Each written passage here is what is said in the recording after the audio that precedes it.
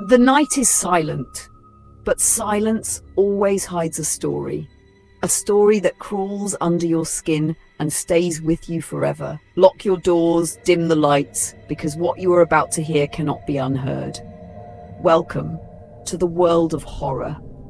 And if you dare to step further, subscribe to this channel for many more terrifying stories await you. A house on Ravenhill. On the far edge of town, hidden behind a line of crooked trees and misty fields, stood a house that most people only whispered about.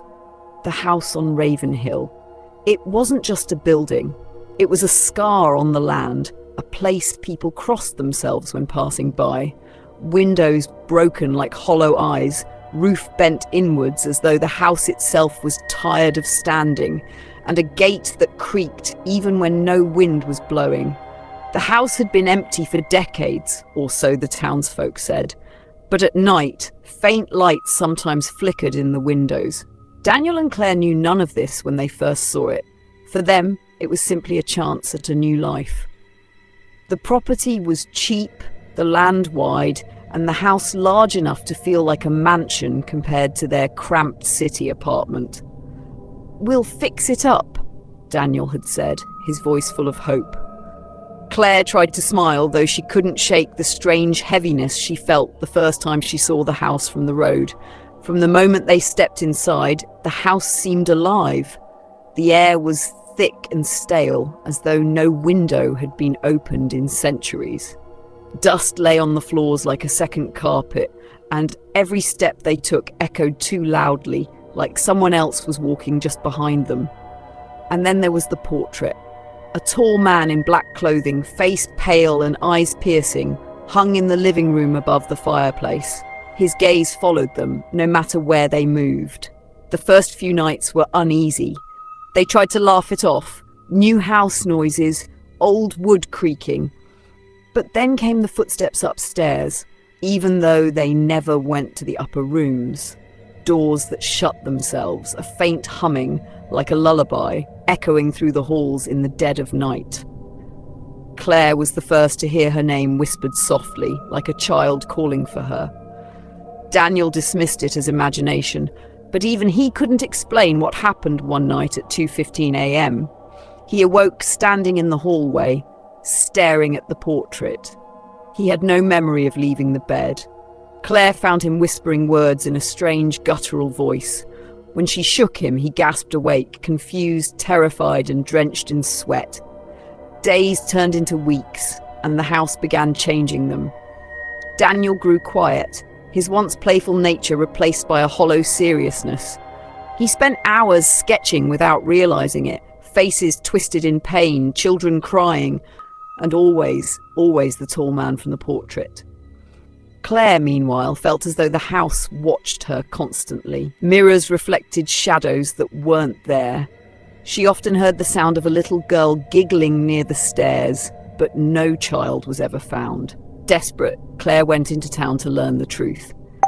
In the old library archives, she uncovered newspaper clippings about the house's original owner, Jonathan Blackwood, a wealthy man in the 1800s feared by the townsfolk for his cruelty.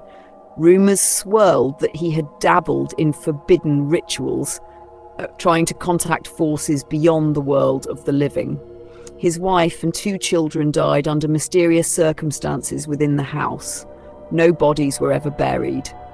Claire returned with the news, her voice shaking. "Daniel, this house, it's cursed. Blackwood's spirit never left."